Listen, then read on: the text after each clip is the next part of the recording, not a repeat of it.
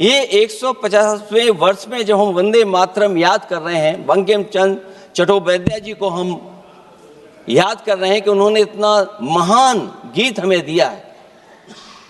सत्ता पक्ष के लोग समय समय पर हमें देखने को मिलता है कि जो महापुरुष उनके नहीं हैं या जो चीज उनकी अच्छी नहीं है उनको वो ऊन करना चाहते हैं।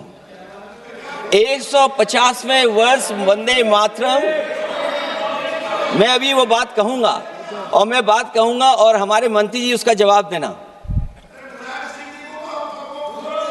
सभापति महोदय, क्योंकि ये बात ओन करने की आ रही है, अपनाने की बात आ रही है, तो मैं सभापति महोदय, मैं अपने सत्ता पक्ष के लोगों को याद दिलाना चाहता हूं।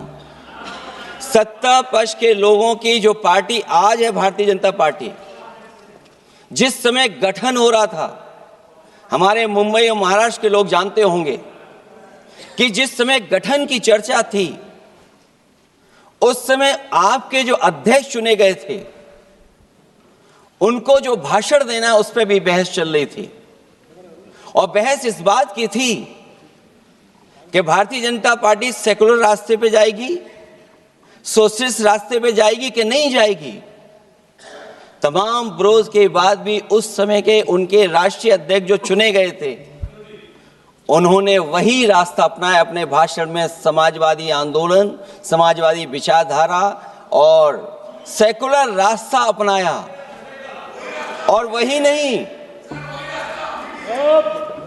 नहीं, जो उनका मंच था उसमें जयप्रकाश जी की तस्वीर लगा करके भी उन्होंने लोगों को ये भ्रम फैलाने की कोशिश की कि जेपी के रास्ते पर भारतीय जनता पार्टी चलेगी। बताएं माननीय मंत्री जी, आप कितने सेकुलर हैं आज, कितने सोशलिस्ट हैं आज? अभी गौरव गोगोई जी ने ठीक कहा, इंडिगो का हवाई जहाज उड़ नहीं रहे हैं, उड़ नहीं रहे कि उड़ाए नहीं जा रहे हैं? उड़ाए नहीं जा रहे। और क्या बात कही गई थी कि गरीब भी उसमें चल सकेगा। इसलिए सभापति महोदय, मैं बात दूसरी तरफ नहीं ले जाना चाहता हूं। वंदे मातरम सिर्फ गाने के लिए नहीं है, निभाने के लिए भी होना चाहिए।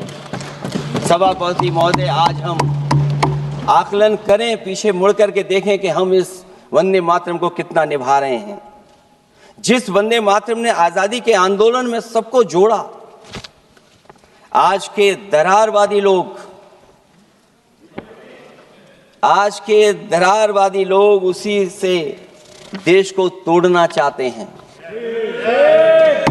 ऐसे लोगों ने, सभापति महोदय, ऐसे लोगों ने पहले भी देश के साथ दगा किया और आज भी कर रहे हैं। ये चर्चा तो जोड़ने का काम करेगी ना अखिलेश जी, क्योंकि आज वंदे मातरम की चर्चा, वही मैं कह रहा हूँ, वंदे मातरम में जोड़ने का ही काम करेगी। वंदे मातरम कोई दिखावा नहीं है, ना ही राजनीति का विषय है। क्योंकि सभापति महोदय, हम जब ये चीज इनके विचारों से, इनके भाषणों से जब बाहर सुनते हैं तो ऐसा लगता है कि वंदे मातरम इन्हीं का बनवाया हुआ गाना है।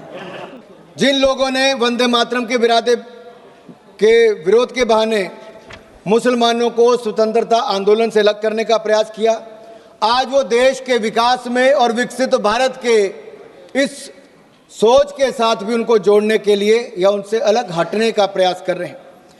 माननीय सभापति जी, वंदे मातरम राष्ट्रभक्तों के लिए, वंदे मातरम हम राष्ट्रभक्तों के लिए एनर्जी है और कुछ लोगों को इससे एलर्जी है। अब एलर्जी वालों को तो हम कुछ कर नहीं सकते, लेकिन 150वीं जयंती पर मैं इतना जरूर कहूंगा कि अंग्रेजों को तो वंदे भारत से दिक्कत थी, जिन्ना को वंदे भारत से दिक्कत थी।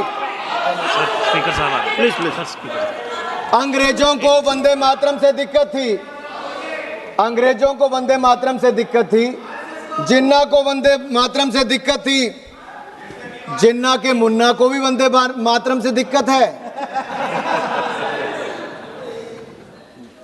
अध्यक्ष जी, मैं बड़ा स्पष्ट कह रहा हूं। भाई इसमें आपको क्या सर, माणिकम टैगोर जी को क्यों ऐसा लगता है?